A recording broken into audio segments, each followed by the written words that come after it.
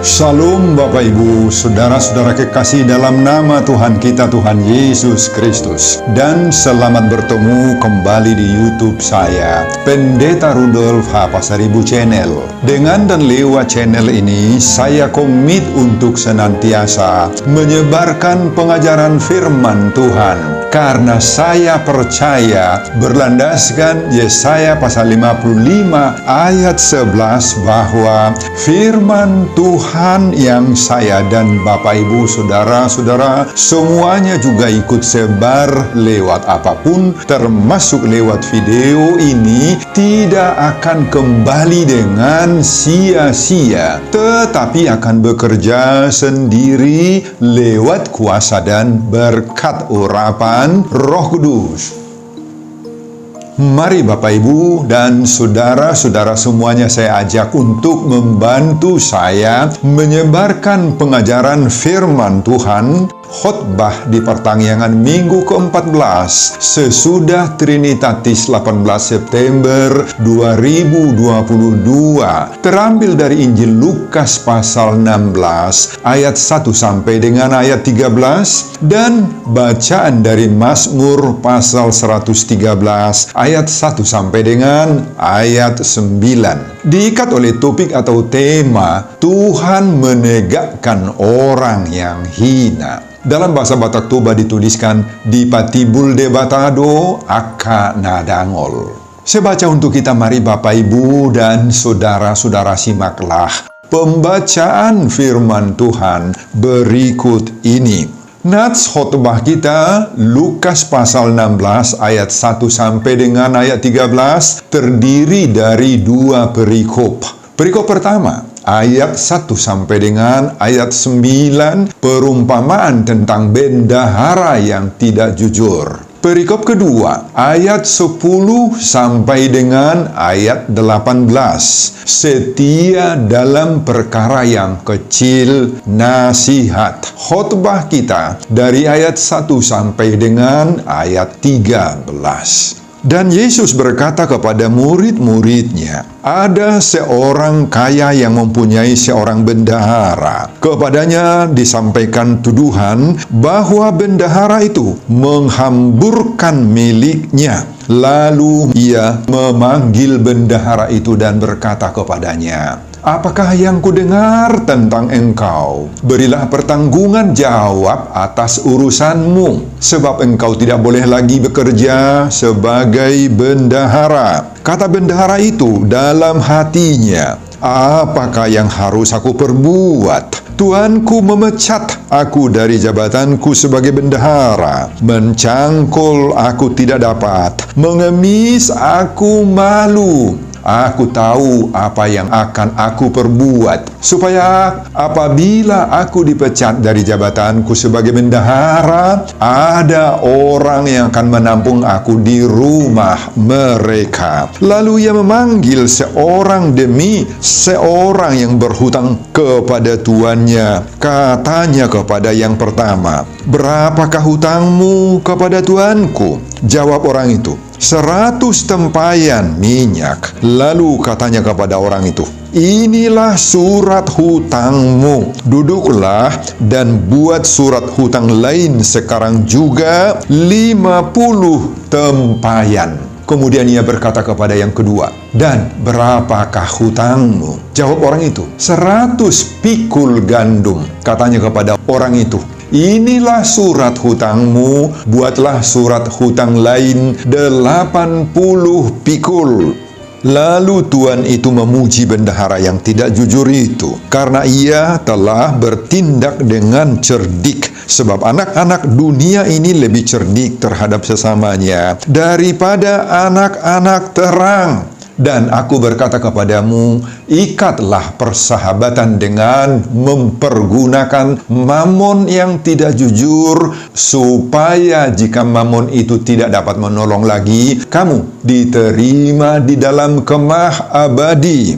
Barang siapa setia dalam perkara-perkara kecil, ia setia juga dalam perkara-perkara besar. Dan barang siapa tidak benar dalam perkara-perkara kecil, ia tidak benar juga dalam perkara-perkara besar. Jadi, jikalau kamu tidak setia dalam hal mamon yang tidak jujur, siapakah yang akan mempercayakan kepadamu harta yang sesungguhnya? Dan jikalau kamu tidak setia dalam harta orang lain, siapakah yang akan menyerahkan hartamu sendiri kepadamu? Seorang hamba tidak dapat mengabdi kepada dua tuan, karena jika demikian, ia akan membenci yang seorang dan mengasihi yang lain, atau ia akan setia kepada yang seorang dan tidak mengindahkan yang lain. Kamu tidak dapat mengabdi kepada Allah dan kepada Mammon. Bapak, Ibu, dan saudara-saudara, demikianlah nats khotbah kita di pertanggal Minggu ke-14 sesudah Trinitatis tanggal 18 September 2022. Dihubungkan dengan topik Minggu, Tuhan menegakkan orang yang hina. Di patibul debatado akka nadangol. Saudara, perumpamaan ini diawali dengan pernyataan seorang yang disebut tuan, yang kaya sekali dan mempunyai seorang bendahara. Dalam bahasa Inggris, bendahara itu disebut steward. Diterjemahkan dari bahasa Yunani, oikonomos. Ini memiliki banyak arti. Kata oikonomos berasal dari dua suku kata oikos, rumah tangga, dan nomos, hukum. Jadi oikonomos, house distributor, manajer rumah tangga. Dia memiliki hak kebebasan untuk mengatur rumah tangga dari tuannya. Pada ayat 4, dia disebut bendahara. Ternyata si manajer atau bendahara ini disebut pada ayat 1, menghamburkan harta milik tuannya. Dalam bahasa Inggris, kata menghamburkan itu disebut wasting of possession. Diterjemahkan dari bahasa Yunani, diaskorpitso, dari kata dias dan skorpitso. Artinya scatter, memotong-motong, mencabik-cabik, menghambur-hamburkan. Saudara, praktik menghambur-hamburkan harta tuan atau diaskorpitso ini bukan atau tidak sama itu dengan penipuan atau korupsi atau memakai harta tuannya memperkaya diri. Tidak. Diaskorpitso itu berarti menggunakan harta kekayaan, uang tuan yang dipercayakan kepadanya untuk dikelolanya untuk kesenangan pribadinya. Si manajer atau bendahara ini tidak mengembangkan harta usaha tuannya dengan wewenang hak jabatan yang dia miliki. Tetapi sebaliknya, harta, keuangan, pendapatan milik daripada keluarga si tuan itu semakin lama semakin tekor, semakin berkurang, terjadi mismanage, salah mengelola.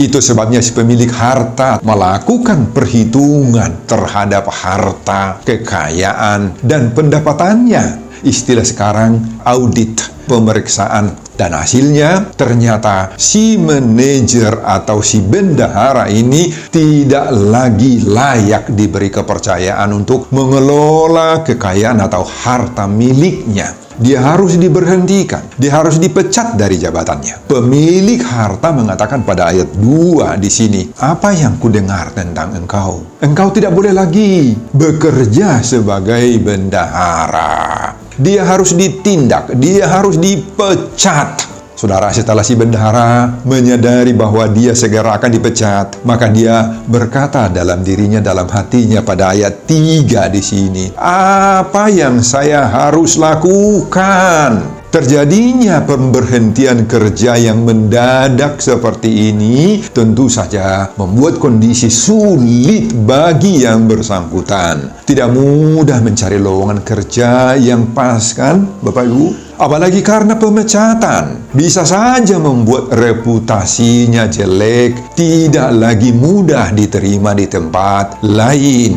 Apalagi dengan menyadari kelemahan dirinya bahwa pekerjaan seperti mencangkol tidak dapat dia lakukan. Demikian juga apalagi mengemis, dia sangat-sangat malu. Nah, itu sebabnya ketika diperhadapkan dengan kesulitan seperti ini, langsung muncul ide baru, ide yang sangat-sangat jitu dalam pikirannya, ide yang sangat brilian, cemerlang, yakni selagi masih ada kuasa jabatan haknya, dia akan memakai kesempatan untuk berbuat baik terhadap para penghutang yang selama ini menghutang kepada tuannya. Saudara, dia berusaha membina persahabatan relasi yang baik dengan mereka agar nanti sesudah dipecat, mereka semuanya lah yang menjadi teman baiknya dan akan menolong dia. Dia langsung memanggil orang yang berhutang selama ini pada tuannya itu dan bertanya kepada mereka masing-masing, "Berapa hutangmu?" Penghutang pertama mengatakan 100 tempayan minyak. Istilah kita sekarang 100 galon. Dan si bendahara ini mengatakan, "Sekarang tulis pada surat hutangmu yang lain 50 galon saja," katanya. Untuk penghutang yang kedua, dia bertanya, "Berapa hutangmu?" Dia mengatakan 100 pikul gandum. Si bendahara ini mengatakan, "Nah, tulis saja di surat hutangmu yang lain 80 pikul gandum," kata bendahara ini. Saudara, tentu saja semua orang yang hutangnya dikurangi akan merasa gembira, berterima kasih pada si manajer ini. Mereka semua balik berhutang budi kepada dia. Si manajer ini sekarang dianggap menjadi teman yang baik. Saudara, sangat mengherankan. Ternyata semua kebijakan si manajer, si bendahara ini ketahuan kepada pemilik harta, kepada si tuan. Dan luar biasa, amazing sekali. Sangat mengherankan. Karena apa? Karena pada akhirnya ternyata pada ayat 8a, pemilik harta ini memuji, menghargai, mengacungkan jempolnya buat si manajer yang tidak jujur ini. Dalam bahasa sekarang, ia mengapresiasi si manajernya dengan ucapan good job, excellent, cerdas sekali, hebat. Pernyataan ini muncul karena si tuan melihat si manajernya itu bertindak sangat-sangat cerdik dan bijak. Sedangkan pada ayat 8b, Yesus memberi pernyataan, "Sebab anak-anak dunia ini lebih cerdik terhadap sesamanya daripada anak-anak terang." Di dalam pernyataan ini terkandung pengajaran agar orang-orang percaya mau hidup cerdik dan bijak.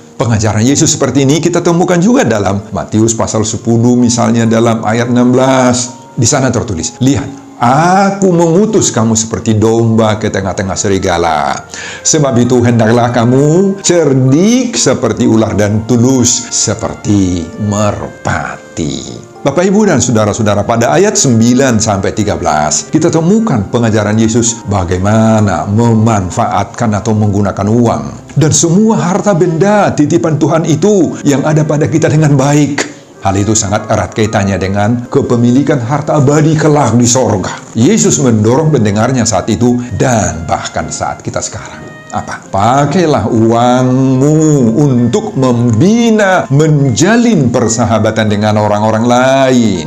Dengan uang kita bisa membantu orang-orang yang membutuhkan pertolongan. Nah, itulah arti persahabatan di sini. Dan Yesus juga mengingatkan pendengarnya agar setia dalam pelayanan kepada Allah serta mau menghindarkan diri dari cinta kepada uang. Anak-anak terang harus selalu bersikap cerdik dan bijak dalam segala hal, terutama secara khusus dalam setiap penggunaan pengelolaan uang, harta kekayaan yang dia miliki. Saudara, khotbah ini menyadarkan kita bahwa Tuhan menegakkan orang yang hina. Dipatimbul debatado akan dangol, sebagaimana topik minggu ke-14 sesudah Trinitatis ini. Bapak, Ibu, dan saudara-saudara, itulah isi keseluruhan khotbah kita di ibadah pertanggihan minggu ke-14 sesudah Trinitatis tanggal 18 September 2022. Nah, apa pengajaran Tuhan bagi kita lewat khotbah ini jika dihubungkan dengan topik minggu?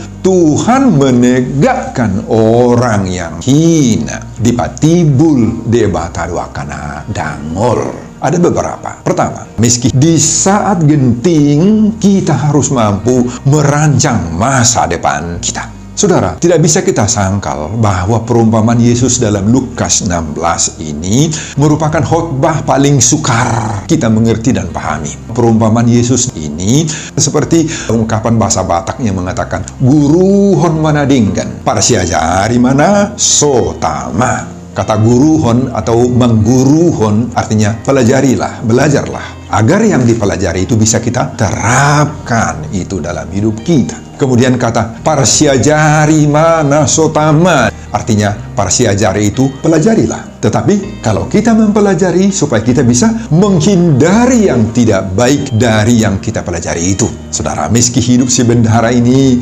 sebenarnya jahat, tidak jujur, tetapi dari orang yang tidak jujur seperti ini kita mendapat pelajaran yang baik. Dari hidup orang yang tidak jujur ini, ada yang perlu kita pelajari. Taguruhon dari si bendahara yang tidak jujur ini. Semoga kita jangan salah memahami khotbah ini. Bukan ketidakjujurannya yang perlu kita tiru, kita teladani, kita terapkan. Bukan, ketidakjujuran dan permainan jahatnya dalam menerapkan manajemennya perlu kita pelajari, parsiajari, tetapi bukan untuk kita tiru dan kita terapkan. Yang kita terapkan apa? Karena pada saat-saat krisis, saat menghadapi situasi genting dan masa-masa sulit terjepit dan dipecat seperti itu, dia masih menyempatkan diri, memikirkan hidupnya, bagaimana yang terbaik dalam kehidupan masa depannya. Dia begitu licik, dia begitu lihai, dia begitu bijak untuk mempersiapkan masa depannya. Dia tidak mau mati konyol, rebah, meskipun bahaya sedang mengancam dan menghimpit hidupnya. Dia punya trik-trik jitu untuk menyelamatkan masa depannya. Dia sungguh cerdas menggunakan kesempatan dan jabatan kedudukan yang masih disandangnya untuk mencari sahabat-sahabat demi keselamatan masa depannya. Bapak, Ibu, dan saudara-saudara, kita sering sekali mengalami tantangan, himpitan, jepitan, dan ancaman-ancaman yang pahit seperti ini. Maka di saat-saat seperti itu kita harus mampu mengerejemen hidup kita, merancang masa depan kita dengan licik secara positif, dengan cerdas, dengan bijak. Amin, Bapak, Ibu, dan saudara-saudara. Pengajaran yang kedua, semua kita adalah bendahara, juara bagas Tuhan dalam hidup kita sehari-hari. Saudara, hakikat hidup kita semuanya siapapun tanpa kecuali di hadapan Tuhan adalah oikos nomos atau bendahara dari Tuhan. Dalam bahasa Batak Toba disebutkan juara bagas nidebatan dalam semua pekerjaan dan tugas masing-masing kita. Dalam hal rohani, semua pemangku-pemangku jabatan gereja, para hamba-hamba Tuhan, baik itu pendeta, guru Injil, penatua, pemimpin gereja, mereka adalah bendahara-bendahara Allah, juara bagas nidebata. Sebagai seorang dokter, politikus-politikus, tentara juga, polisi juga, pejabat-pejabat negara, dan lain-lain. Mereka semua juga adalah bendahara Allah, juara bagas nidebata. Para orang tua dalam keluarga juga adalah bendahara Allah, juara bagas nidebata. Saudara, pada suatu waktu Tuhan akan bertanya kepada kita dengan pertanyaan, apa yang ku dengar tentang engkau? Berilah pertanggungan jawab atas urusanmu. Saudara, Tuhan menuntut tanggung jawab kita semuanya tentunya. Apakah kita masuk dalam kategori bendahara Allah atau juara bagas nidebata yang jujur, yang bertanggung jawab? Atau justru sebaliknya, yang tidak jujur, yang tidak bertanggung jawab? Kalau Tuhan bertanya, apa yang kudengar tentang engkau? Bagaimana jawaban kita, Bapak Ibu? Sekecil apapun tugas kewajiban pekerjaan kita, Tuhan tetap menuntut tanggung jawab kita. Jangan hambur-hamburkan berbagai-bagai tanggung jawab yang diberikan Tuhan kepada masing-masing kita. Kalau Tuhan menitipkan uang, harta, jabatan, posisi dalam gereja, dalam bangsa dan negara kita, apa yang harus kita lakukan dengan itu semuanya? Jangan hambur-hamburkan tanggung jawab kita. Itu Bapak Ibu, itu kesempatan yang terindah yang diberikan oleh Tuhan. Kembangkanlah itu semua berdasarkan kemampuan yang ada pada kita, sehingga akan berkali-kali lipat hasilnya. Sebagaimana Matius 25 ayat 14 sampai 30. Tuhan memberi 5 talenta. Yang 5 talenta menjadi 10. Tuhan memberi kepada orang 2 talenta. Dan 2 talenta itu menjadi 4. Dan ada yang Tuhan berikan 1 talenta. Tetapi dia menyembunyikan talenta itu, menyembunyikan berkat-berkat itu. Dan orang seperti ini akan dihukum oleh Tuhan. Oleh karena itu Bapak, Ibu, dan Saudara-saudara, jadilah kita bendahara Allah, juara bagas, nidebata yang sangat-sangat bertanggung jawab.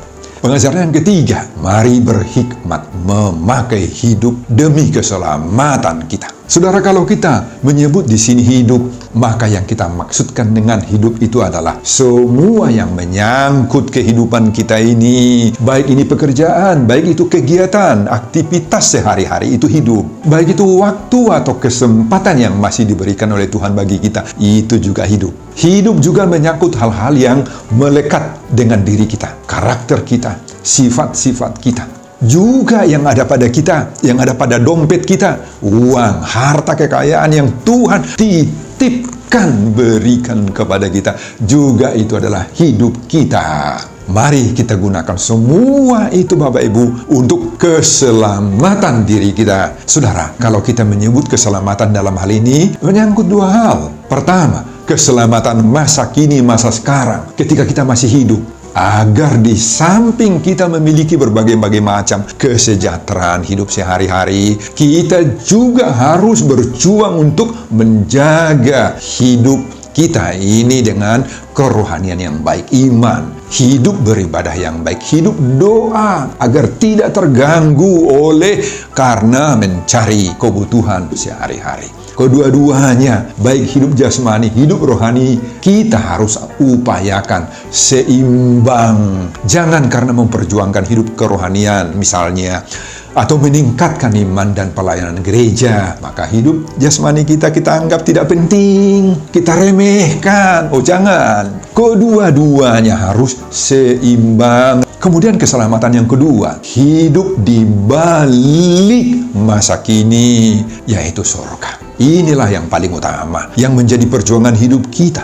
Inilah bagi kita yang kita jadikan perkara-perkara yang besar. Sebagaimana ayat 10. Dalam ayat 10 Yesus mengatakan, barang siapa setia dalam perkara-perkara kecil, ia setia juga dalam perkara-perkara besar. Jadi perkara-perkara yang besar, yakni keselamatan di balik hidup masa kini itu, yakni sorga, itu ditentukan oleh sikap kita dalam hal menjalankan perkara-perkara yang kecil, hidup duniawi saat ini. Betul bahwa keselamatan itu telah diperjuangkan oleh Yesus lewat kematian dan kebangkitannya. Tetapi semua itu akan menjadi sia-sia bagi kita kalau kita tidak menyambutnya lewat kehidupan sehari-hari yang sesuai dengan kehendak Tuhan. Saudara, inilah yang diingatkan oleh khotbah ini bagi kita. Ada banyak orang yang tidak menghiraukan keselamatan di balik hidup yang sekarang. Mereka terlalu sibuk memikirkan masa depan, mencari harta, kekayaan, mencari uang, buat anak-anak cucu, hingga keturunan, kedua, ketiga, dan berbagai-bagai kesenangan lainnya. Mereka sibuk dengan itu, tetapi lupa hidup di balik kehidupan ini. Syukurilah hidupmu yang sekarang. Apa dan bagaimanapun keadaannya itu saat ini, atau mungkin kaya, atau mungkin bahkan miskin, kita mengalami berbagai-bagai penderitaan dan tantangan hidup. Selalulah kita berusaha untuk mendapatkan yang terbaik sesuai dengan kemampuan kita. Saudara, kita yakin Tuhan akan memberi yang terbaik bagi kita, yakni sorga yang kekal. Itulah tumpuan hidup kita. Pengajaran yang keempat, berjuanglah mempertobatkan semua aktivitas hidup kita. Saudara, Martin Luther pernah mengingatkan orang Kristen pada zamannya agar bertobat dalam 3 hal. Pertobatan pertama, pertobatan hati, conversion of heart. Untuk itu, kita harus mempedomani pengajaran Yesus dalam Yohanes 3 ayat 7, harus lahir kembali. Yang kedua, pertobatan pada pikiran, conversion of mind. Untuk itu kita membutuhkan perubahan budi. Sesuai dengan Roma pasal 12 ayat 2. Di sana dituliskan, janganlah kamu menjadi serupa dengan dunia ini, tetapi berubahlah oleh pembaharuan budimu. Sehingga kita tahu keinginan dan kehendak Tuhan yang harus kita jalankan. Ketiga, pertobatan pada kantong, the conversion of purse. Dan inilah pertobatan yang paling sulit kita praktekkan dalam hidup ini. Sulit sekali. Kenapa? Ingat percakapan Yesus dengan si orang muda kaya dalam Matius pasal 19 ayat 16 sampai dengan ayat 25. Si orang muda kaya ini mau mencari Yesus. Dia mau mengalami perubahan dan pertobatan pada hati, pada pikiran. Tetapi ketika Yesus meminta hartanya agar dia rela untuk dijual, tetapi dia mengelak. Dia sangat sedih, marpeor-peor pergi meninggalkan Yesus. Dia terlalu sangat-sangat mencintai harta, kekayaannya lebih daripada yang lain. Saudara, inilah realitas. Bagi banyak orang, maka uang, kekayaan telah menjadi dewa, idola dalam hidupnya. Maka hati-hatilah saudaraku dengan hartamu, dengan kekayaanmu, dengan jabatan yang ada padamu. Uang bisa menjadi kuasa, menjadi kekuatan untuk menghancurkan iman, mengeluarkan Allah, mengeluarkan Yesus, mengeluarkan Roh Kudus dari hati kita. Uang bisa menjadi tuan dalam diri manusia. Makanya pada ayat 13 disebutkan oleh Yesus, hamba tidak dapat mengabdi kepada 2 tuan. Kamu tidak dapat mengabdi kepada Allah dan kepada Mammon. Oleh karena itu Bapak Ibu, marilah kita mempertobatkan seluruh yang ada pada kita ini, hidup kita ini, materi, harta yang ada pada kita. Sehingga semuanya pemberian Tuhan itu akan menjadi berkat bagi kita dan bagi sesama, serta menjadi kemuliaan bagi nama Tuhan. Sebelum saya mengakhiri khotbah ini, kembali saya mengajak Bapak, Ibu, Saudara-saudara semuanya membantu saya menyebarkan pengajaran firman Tuhan khotbah pertanyaan Minggu ke-14 sesudah Trinitatis 18 September 2022 dari Injil Lukas pasal 16 ayat 1 sampai 13 ini. Agar semakin banyak orang yang percaya bahwa Tuhan menegakkan orang yang hina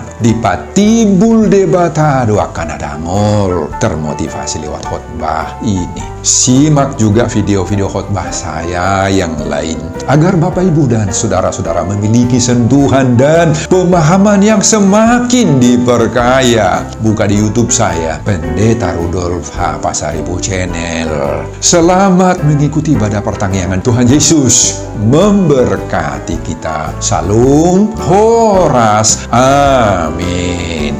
Bapak, terima kasih untuk firman yang Engkau berikan kepada kami saat ini. Berkatilah firman-Mu ini Tuhan, menjadi pengajaran yang baik, yang sangat berharga bagi setiap pendengar. Berkati juga hamba-Mu dalam mempersiapkan khotbah-khotbah berikutnya. Dan semuanya ini saya peruntukkan demi kemuliaan, hormat, kebesaran nama Tuhan di dalam Yesus Kristus. Saya berdoa dan mengucap syukur. Terpujilah nama-Mu hari ini dan untuk selama-lamanya. Amin.